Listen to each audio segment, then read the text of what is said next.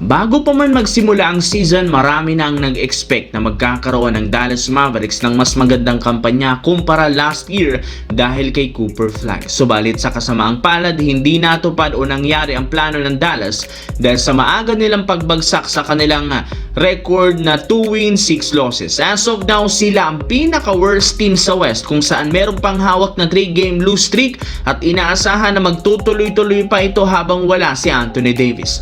Wala rin namang ibang maaasahan sa Mavericks since halos lahat hindi mapagkakatiwalaan sa scoring. Maging si Klay Thompson nag-i-struggle ng husto at hindi pa rin makuha ang kanyang rhythm. Hindi rin naman maayos na nakakagalaw si Cooper Flag sa clutch moment, kaya kung gusto nilang matigil ang lose streak at pagbagsak ng standings, dapat nilang pabalikin na si Anthony Davis dahil ito lamang nag-iisang player na kayang sumalba sa kanilang kupunan. Samantala, marami nga ang humanga sa naging performance ni DeAndre Ayton sa nakalipas na laro ng Los Angeles Lakers since halos lahat ng kanyang nakakatapat na big man o sentro kaya niyang ma-outplayed.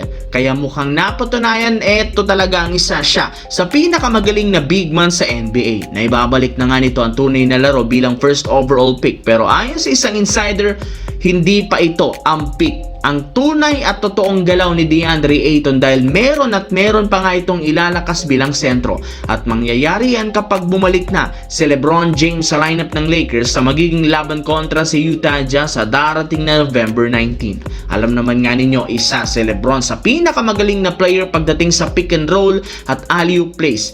Bukod dyan, mas magkakaroon siya ng mas maraming opportunity na maging libre sa ilalim dahil siguradong pagtutuunan ng pansin ng depensa ang kanilang mga kalaban na sina LeBron at Luka. Kaya inaasahan na mas magdodomina lalo si DeAndre Ayton sa pagbabalik ni LeBron James sa lineup ng Los Angeles Lakers. Sa kabilang banda, kung inyong ang mapapansin habang tumatagal si Russell Westbrook sa Sacramento Kings, tumataas ang produksyon nito sa team.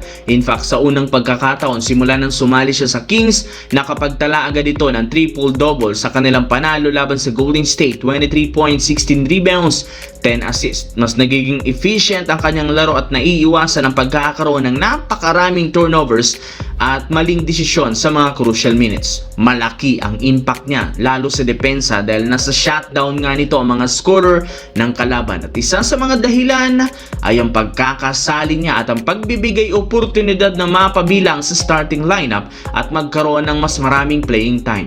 Mas naging madali para sa kanya na makuha ang momentum plus binibigyan siya ng Kings ng green light sa opensa na siyang dahilan bakit mataas muli ang kanyang confidence. Sa madaling salita, mukhang Sacramento Kings ang sasalba at bubuhay muli sa karir ni Russell Westbrook sa NBA.